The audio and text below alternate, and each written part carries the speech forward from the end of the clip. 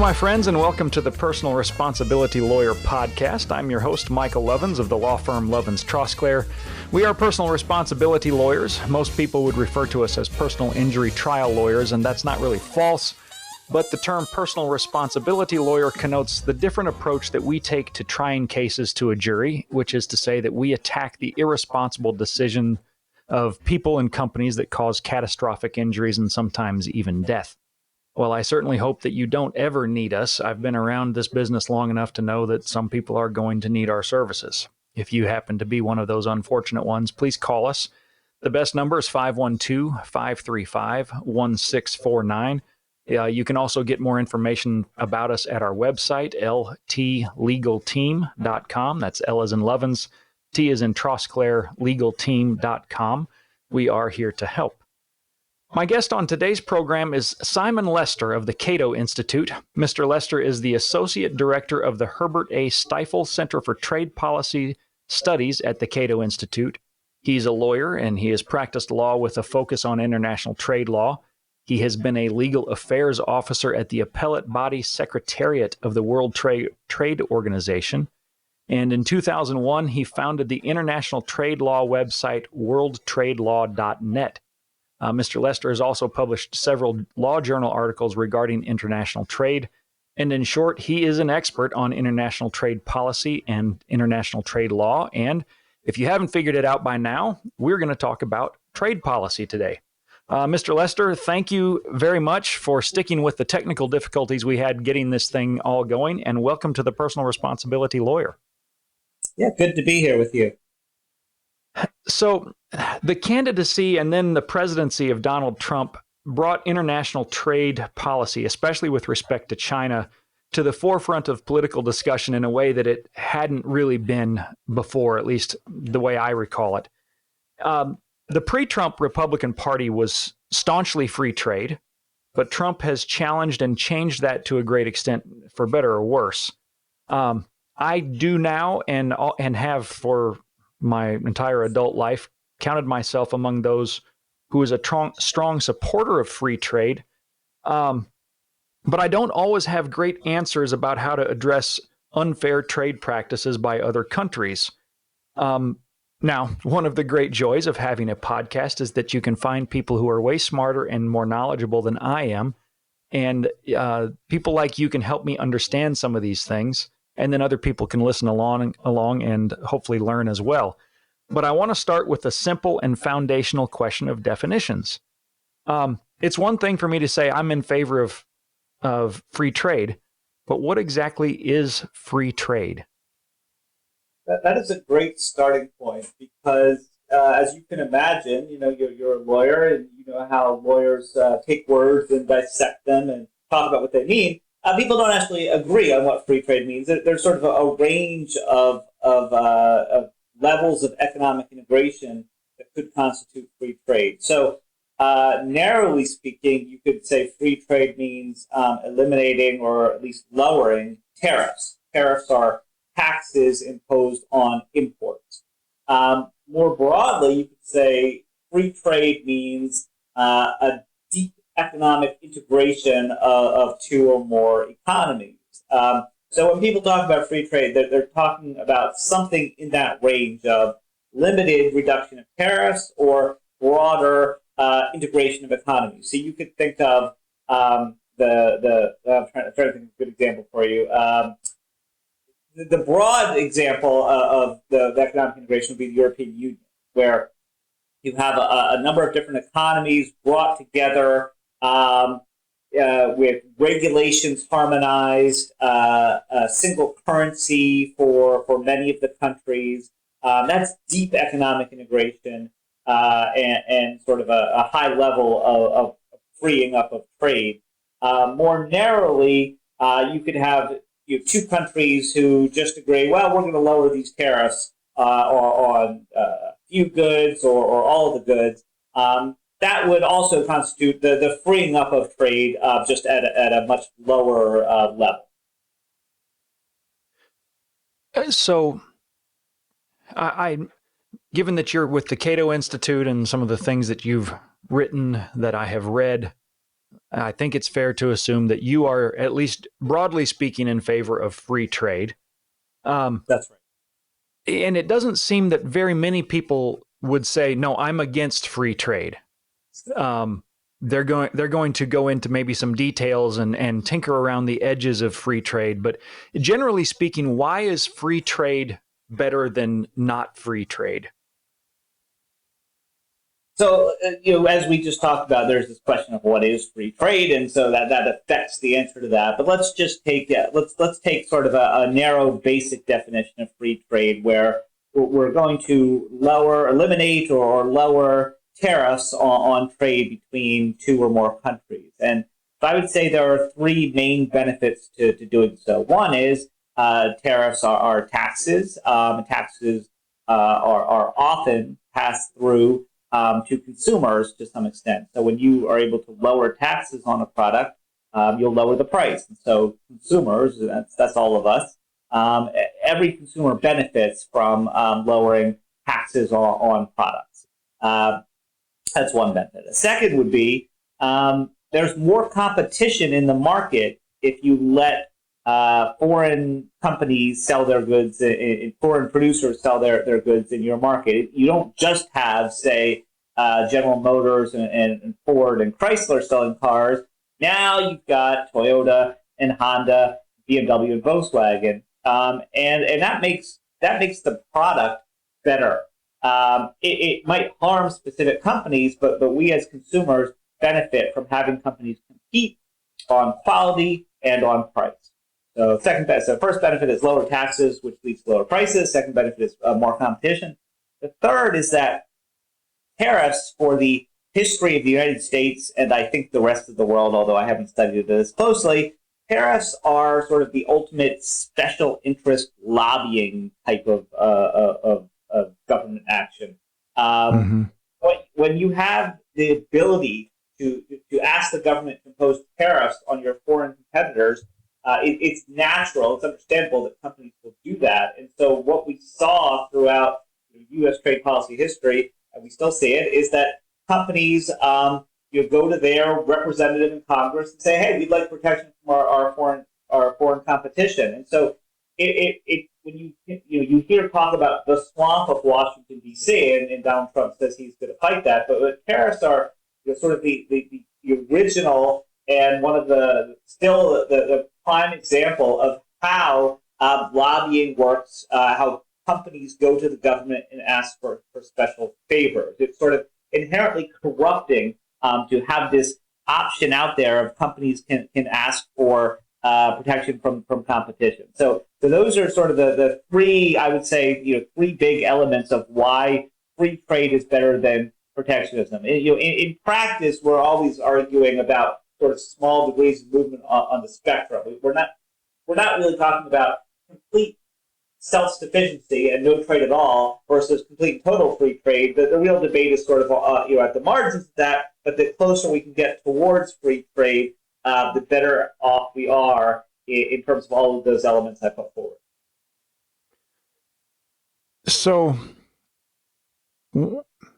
the Trump argument, whether it's disingenuous or not, seems to be basically China is killing us on trade. The trade agreements that we've had are lopsided against U.S. interests, and China doesn't really play by the rules anyway. They do all kinds of abusive things that harm U.S. interests.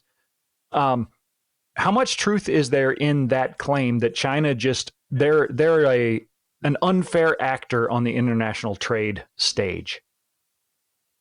I think there are kernels of truth in there, but I think it misses a bigger picture here. So let me talk briefly about China's economic development and their integration into the world trading system. I'm trying not to go too long.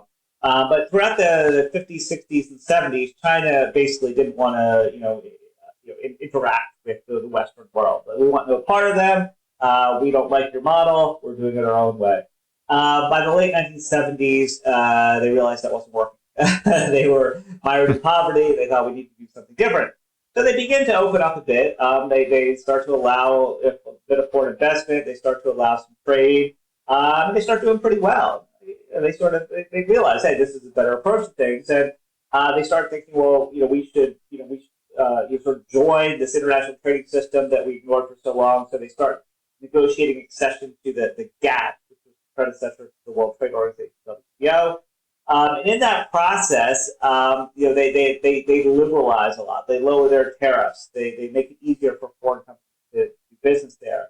That was sort of the trade-off they made there. If we're going to be part, the rest of the world said, look, if you're going to be part of the WTO, you have to be more like us in the way you run your trading system. And so I think it's fair to say, even the critics of China would say, yes, China did liberalize a good deal when they in their process of joining the WTO. So they joined the WTO in 2001, and at that point, 2001, everybody remembers that's when 9/11 happened. So I think we had about 10 years where everyone kind of forgot about China because we were distracted by radical Islam, this existential threat.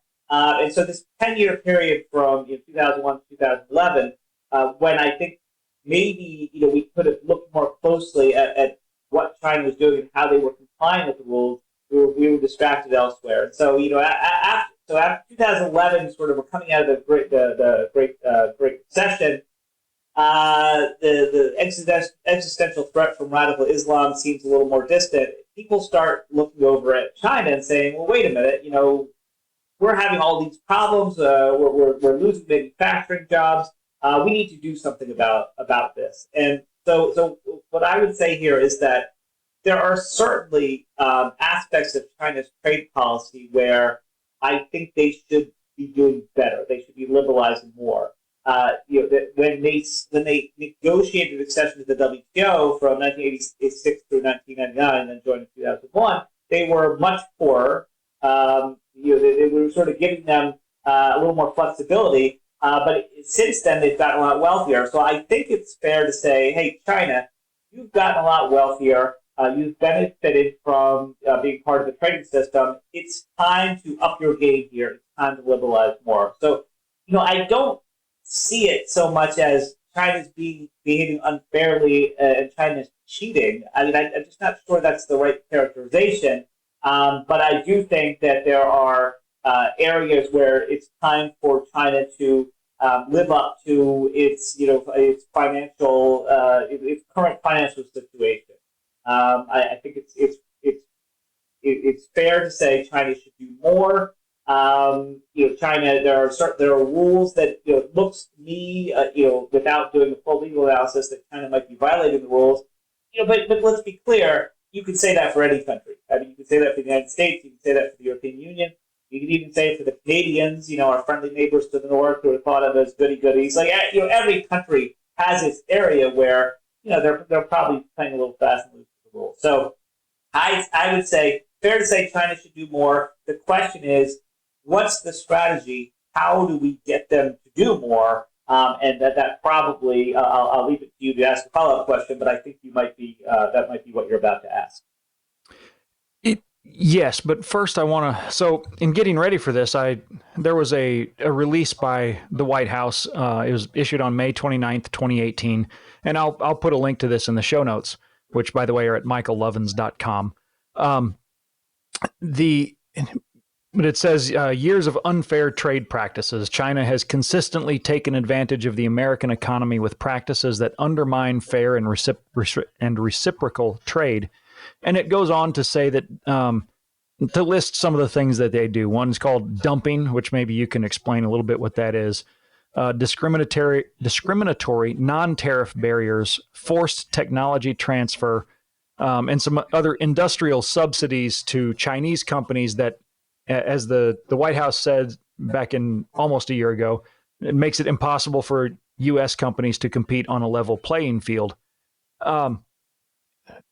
Are these things that are in violation of the rules, or are they things that they're technically in compliance with the rules that Trump just says these are bad agreements that we need to get redone? I guess the crux of my question here is, which is Trump actually complaining about, that they're breaking the rules or that the rules are tilted against the U.S.?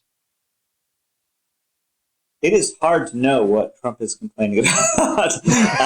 Yeah, it's hard to. I don't know to what extent he could get into any of these details. He has a head trade policy guy who does know the details, and I guess I could try to speculate on what he's thinking. I'm going to answer the question this way, and if you want more and go in a different direction, I will. Now, you mentioned 4 specific issues: dumping, non-tariff barriers, tech transfer, subsidies. We can get bogged down in each of those for a long time. So instead of doing that, and I will do it if you want, but instead of doing that, I'm going to talk about a broader issue, which is the trade deficit. And I think that when Trump and even some of his advisors talk about China behaving unfairly and China cheating, their evidence is really simply that, and exclusively that, we have a bilateral trade deficit with China, which means we buy more from them than they buy from us. And to Trump and his advisors, the rest is all sort of, just details. Is it dumping? It's not tariff. It doesn't really matter. The evidence is these numbers. And I think that from my perspective, from the free traders' perspective, from just about every economist's perspective, that's where Trump and his advisors get it wrong. That the trade deficit doesn't mean what they think it means, what they say it means. It's hard to know what they're actually thinking. So the one key point to keep in mind about the trade deficit is, if you look at the U.S. trade deficit over time and compare it to the strength of the U.S. economy, what you see is that the trade deficit tends to go up when the U.S. economy is doing well. When our economy is doing well, we go out and buy more stuff, and some of that stuff's going to come from foreign countries. So I think one simple way to respond to the complaints about the trade deficit is to say, look, if you want to fix the trade deficit, we could just have a recession. But do you really want that? Aren't we better off with the higher trade deficit and a strong economy? Along the same lines, just before we started this podcast, I saw an economist tweet out that, hey, guess what? The trade deficit numbers just came in today, and they fell. The trade deficit is much lower because the economy is doing so badly because of this pandemic and the shutdown. So, I think basically they're just misguided in their simplistic way of looking at the trade deficit as a scorecard for who won and who lost. And a large trade deficit is not, in fact, evidence of unfair trade practices. Now, I do think there are unfair trade practices. Things that we can at least characterize as protectionist. In China, we would like China to stop doing those. And we can sort of go through that list if you want. But I think that the specific items that the Trump administration might put forward as evidence of unfair trade practices is really just sort of, it's not well thought through, and it's just to use words to come up to explain what they think is the cause of the trade deficit, but they're not really going through carefully these different items. They're just assuming there must be a problem because there is a trade deficit, and that's where I think they get it wrong. So I guess because trade deficits, you're right. It's one of those terms that just gets thrown out there, and it's just a synonym for bad, Yes. or at least some subset of what bad means. Why are first of all, are trade deficits bad? Are you saying that it's just that the numbers are not evidence that the numbers that relate to a trade deficit, that's not necessarily evidence that China's breaking the rules or anything. Maybe they are, but the two aren't necessarily connected. That's Or right. are you saying that trade deficits themselves, maybe a trade deficit does go up as the economy strengthens, but that's not necessarily the case that one causes the other, or maybe it is. Causation. So are trade deficits really bad, or are they good, or is it a mixed bag? The trade balance is caused by other things. And so I think that it's a mistake to look at the trade deficit and say, the trade deficit is high, that caused these job losses. That's not the way it works. The trade deficit, I mean, it all depends on the country and the specific situation. I'm mostly focused on the U.S. So when I look at U.S. trade deficits over the past 50 years, I don't see that there's a particular problem related to the trade deficit. It's mostly, there's a number of factors related to, it sort of comes from macroeconomics and the level of saving and investment in the economy. But the trade deficit sort of is a symptom of other things, not a problem in itself, and not the cause of job losses. Now, there may be countries out there who are having a particular issue in their economy, and the existence of the trade deficit demonstrates some problem they're having.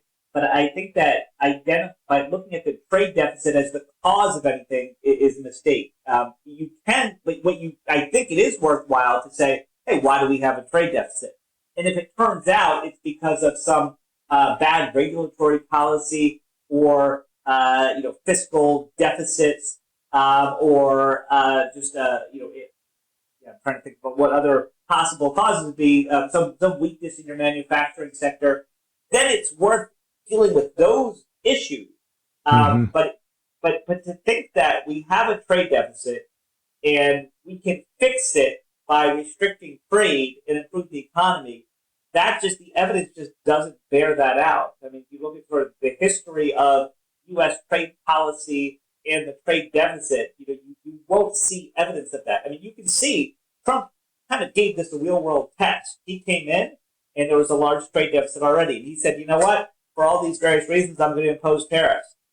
Did that lower the trade deficit? No, it kept going up because the economy was doing pretty well. And we would have to get some economists on to talk about why was the Trump economy doing well. I mean, I tend to think it's because he borrowed a lot of money. And in the short term, that will give a boost to the economy.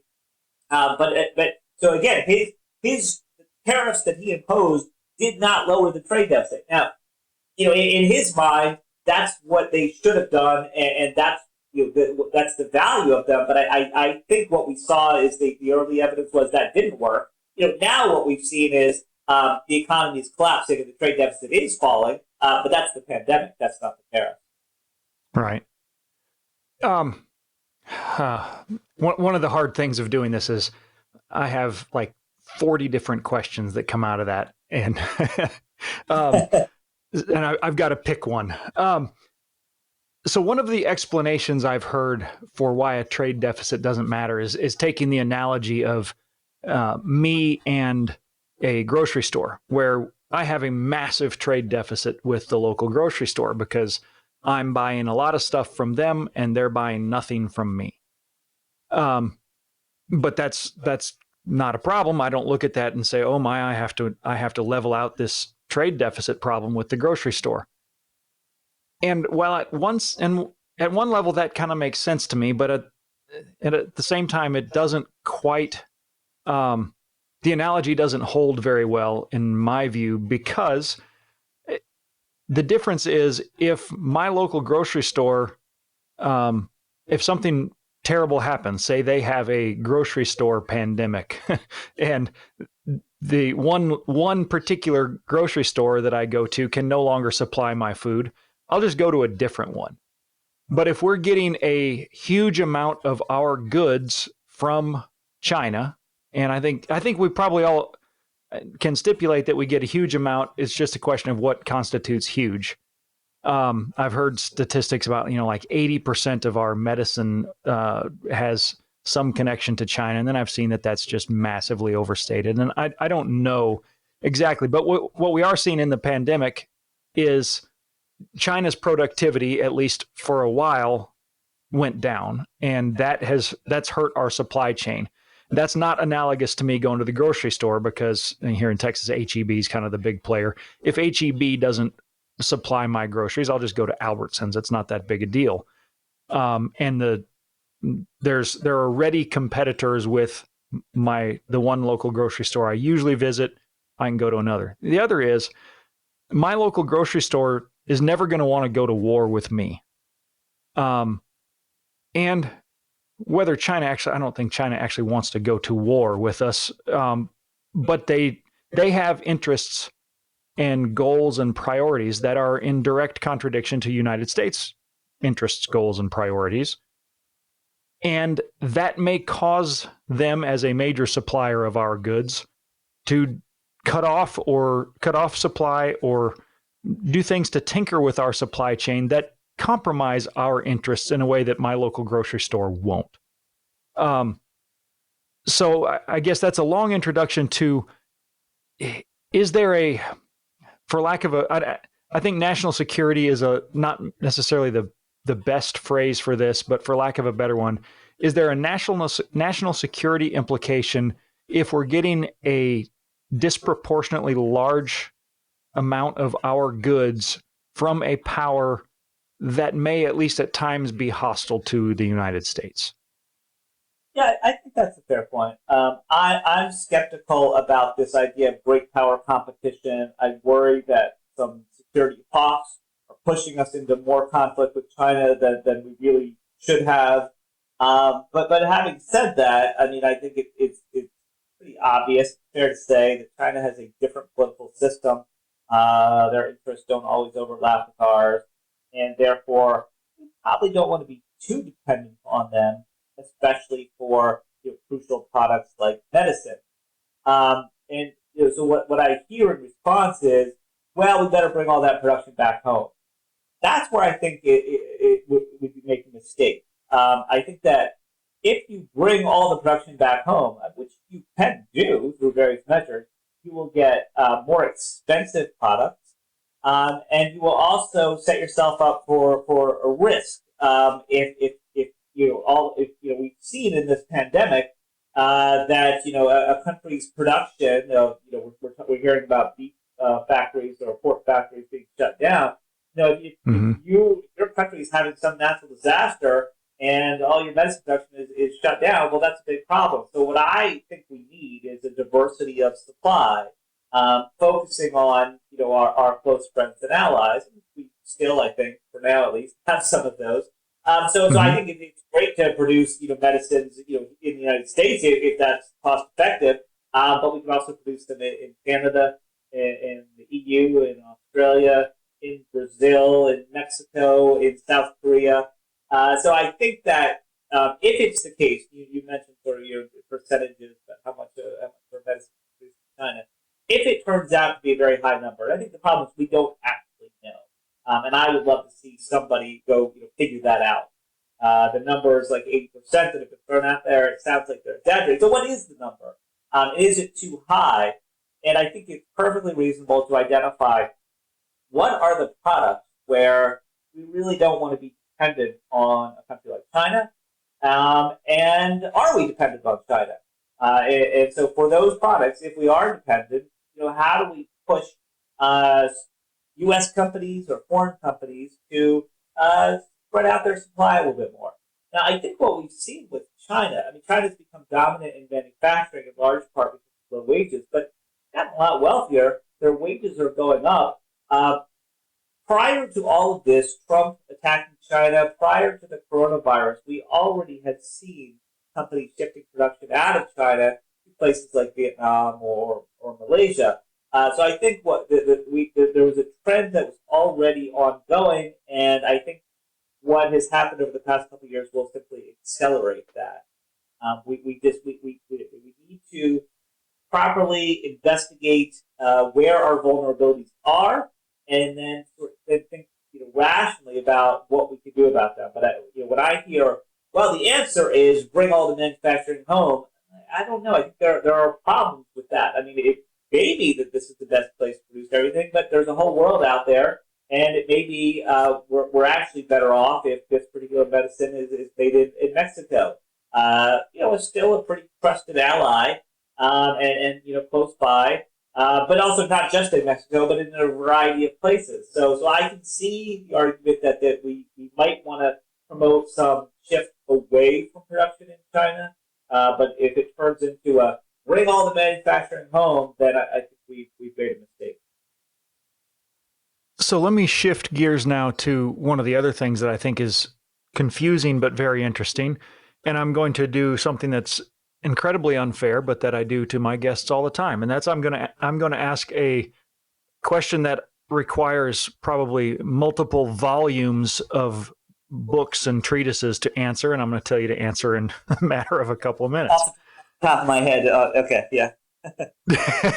So, and you referred to China does do some things that are unfair with respect to trade. What are some of those things? Kind of, the 30,000-foot overview, and then how do those hurt American interests?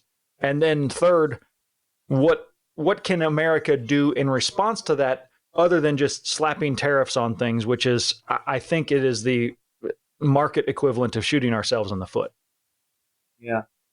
Well, everyone's got their own view of what's unfair, and I'll give you a couple of my examples, but I guess I'll throw out some that other people would say as well. Maybe I'll do four here.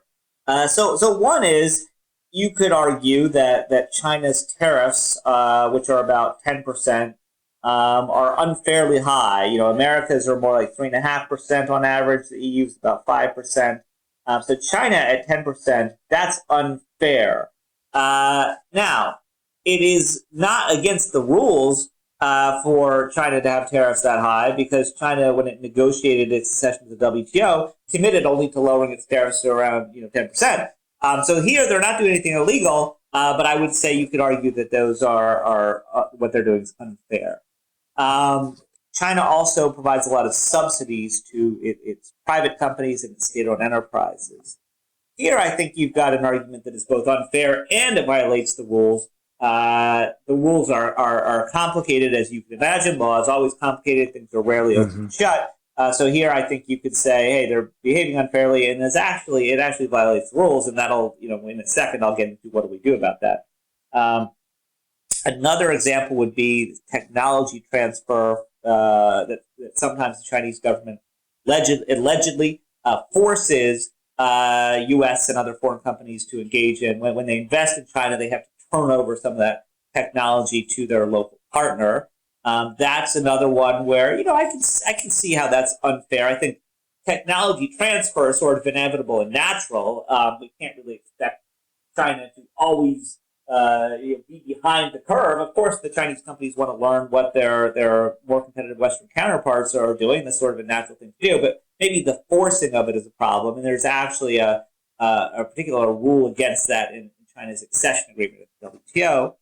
So that's a third. And then I'll mention a fourth area, which is intellectual property theft. If you follow this at all, you'll hear about how China is stealing our intellectual property. And if you know intellectual property law at all, that's a complicated area.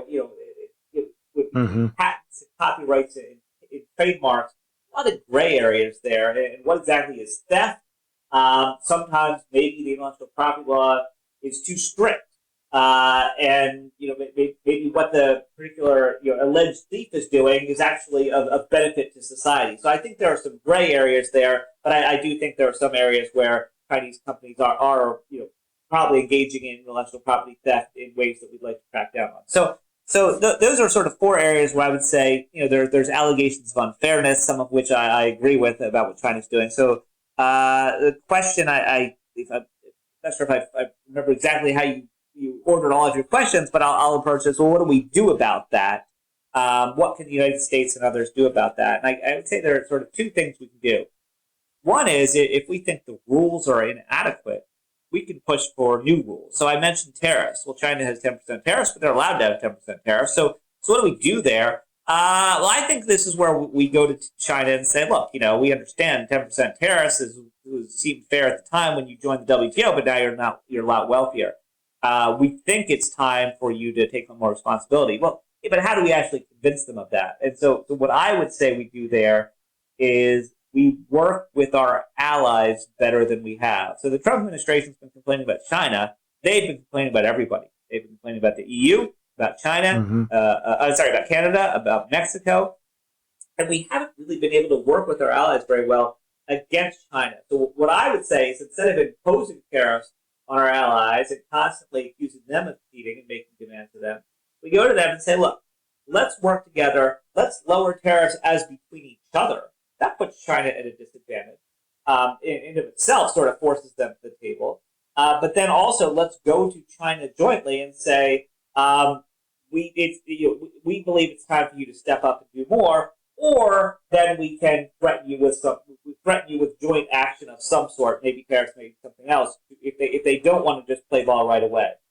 So I think there is room for getting China to do more on tariffs, but it's not something the United States, on lowering tariffs, but it's not something the United States is going to be able to do by itself. It has to work with others. And then, so if you take another issue like subsidies or technology transfer, intellectual property theft, then there I think you have a good case that maybe China's violating the rules in some cases. So what I would say there is the first step should be file a complaint at the World Trade Organization, which the United States and other countries have done from time to time. I think we've had about 40 against China since they joined the WTO.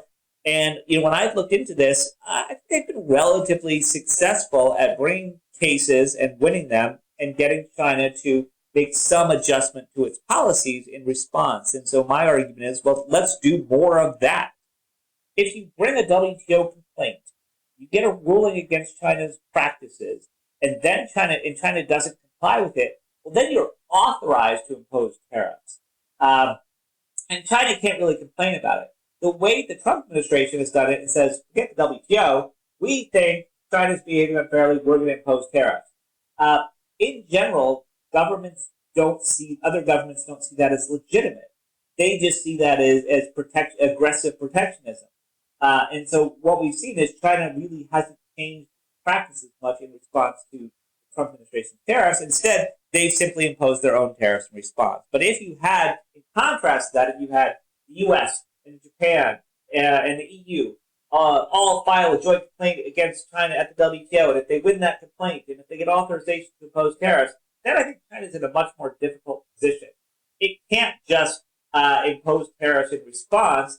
It has. I think it would see that approach as more legitimate. I think it's more likely to actually change its practices in response. So you know a lot, obviously, about the WTO. I know very little. Is it, in terms of bringing a complaint to the WTO, is it essentially an international lawsuit? And is the WTO, does it function as a court? Yes. Right. So the WTO law is a particular area of international law, and the WTO has a specialized settlement system. So, government will file a complaint against another government, and judges will be appointed, and they'll hear the complaint and they'll issue a ruling. Now, you may not want to go down this rabbit hole, but there is a problem right now with the appellate court at the WTO, and the whole system is in a bit of a crisis. That's because of the Trump administration blocking appointments to the appellate court. So what you see is the Trump administration wants to act unilaterally against China, doesn't want to rely on the WTO, and is also very mad at the WTO, and is throwing off its functioning. So that is a flaw in my plan of going to the WTO, because the Trump administration makes it difficult to go to the WTO. But it's sort of irrelevant because the Trump administration isn't going to take my approach anyway. So this is all, doing it my way is all contingent on a different person being president, somebody who would allow the WTO to function properly. Then might be willing to work with other allies to address the problem. To what extent do we know, since you mentioned another person being president, as we sit here today, the odds are that the Democratic nominee is going to be Joe Biden. Who knows? It's April 29th. It's going to be a while. There's no reason to think that he's, in normal circumstances, there's no reason to think anyone else can overtake him, but this is a weird time. So, but let's assume that he's the nominee. Do we have a very good sense of what his view of trade policy is? And would he be more inclined to take your approach with the WTO, or does he have some other set of ideas about what should be done? As best as I can figure, and I've looked into this, and I've been writing a paper, which will probably be published in the next couple of months, about what a Joe Biden trade policy would or should look like. yeah, he would be a more normal president in terms of trade policy. He would be similar to Obama. Look, he was vice president during Obama's term. He 2 terms. He had a say in all of that. It seemed like he mostly agreed with the Obama administration approach. So, yeah, I think he would be sort of a more normal, coming from the left, pro-trade kind of person. There's plenty of skepticism about trade from the left, but I think he, as a sort of centrist, more pro-business type of Democrat, would be on board with keeping the WTO functioning, not attacking our allies on trade, trying to figure out a way to do some new trade liberalization and get trade agreements through Congress. It's not easy. The Obama administration tried and failed on their big initiative, the Trans-Pacific Partnership, and their almost big initiative, the Transatlantic Trade and Investment Partnership. So there's no guarantee of success of getting new liberalization through, but at least President Joe Biden, I don't think, would be trying to destroy the international trading system or attacking our allies on trade. So I think what a Biden administration would do is try to, as I said, work together more with the EU and get sort of a group formed, group of countries to take on China. And if you read through Biden's various statements on trade during presidential debates or other speeches, he pretty much says all this. I don't know if he lays it out in one coherent trade policy plan, but if you go through all the bits and pieces and his responses, it seems pretty clear he doesn't agree with Trump's approach. He thinks that a more traditional approach is the right one. So first, kind of a quick question. If you bring a case at the WTO, how long does it take from, I'm sure there's not a set time, kind of like with my lawsuits that I file for my clients. If we get things done in a year, that's probably about average. How long does it take to get an actual result at the WTO? Well, that's the problem. It's been taking too long. And what I've written is the biggest problem with the thing that the Trump administration should be focusing on at the WTO is how to make these cases go faster. And I think in the early years, you could get it done. You could get a final ruling maybe within a year and a half, and then countries would have time to implement. But now we've dragged on to 2 or 3 years, and that's the result of a couple things. One is just the growing number of cases and the complexity of cases, but then also the appellate court process got slowed down for a number of reasons, and now it just doesn't exist. So I think that right now we're in a period of uncertainty where it easily take you 2 to 3 years to get through even a normal case, and at this point, without an appellate court there, it's not even clear how you would get your final result. Now, a number of other countries are trying to set up an alternative appellate court. So, I'm hopeful that everybody else will continue to find a way to make it function. But we do. I fully admit, as somebody who works at the WTO, somebody who thinks very highly of the WTO, the dispute settlement system. We're in kind of a crisis here, and if I were advising a client, I would say, I can't give any guarantees here. We can start the process, and we'll try to get it through as quickly as possible. But it's taking a while, and I don't know what's going to happen at the end of it all. So let me close on a different topic, and I want to present what I hear as it's sort of the attempt by people who are in favor of free trade and against tariffs. It's their attempt to defend Trump's tariffs. And it goes something like this, to the best that I can kind of gather it. And that is, yes, tariffs are harmful to our own economy. When we impose a tariff on China, it hurts our own economy. It hurts our own people. But when China is a bad actor and is doing all these sorts of unfair things, the only way to get them to stop doing that is to essentially, punch back, to use, Trump always likes to talk about how he's a counterpuncher. And this is essentially a version of him counterpunching. And this counterpunch will bring China to the bargaining table or just cause them to change their practices because our tariffs have hurt them so badly. And we don't want to go the Simon Lester approach and get all of our allies together because our allies are weak and feckless and we can't trust them. So we have to do this on our own. We're the big market. We're the gorilla in the room in terms of China. They need access to our market. And in order to knock some sense into them, we're going to slap some tariffs on them. And that's going to make them,